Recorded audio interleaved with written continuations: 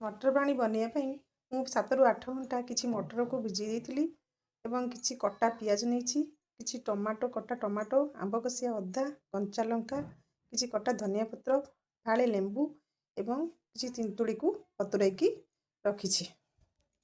एबे जनतु आमे मटर को सिझाइबा से प्रेसर कुकर रे गोटे बाउल मटर नहीं एवं से बाउल रे मु डबल पानी देकी किसी लुण देकी आमे ताको सिझाइबा।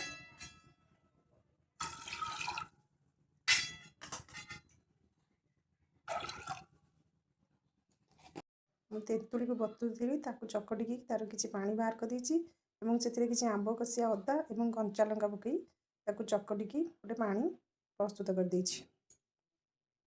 एबे चलते आम प्रस्तुत करवा मटर पानी बा मटर सूप। से किसी मटर सिझे जो मटर पानी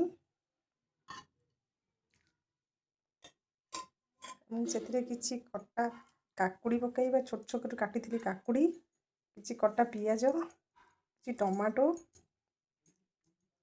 एवं धनिया पत्र किसी बिट लुण एवं किसी धला लुण भजा जीरा गुंड एवं तिंतुड़ी जो आम प्रस्तुत करते पानी एवं शेष में किसी अल्प लेंबू चिपुड़ी देवा।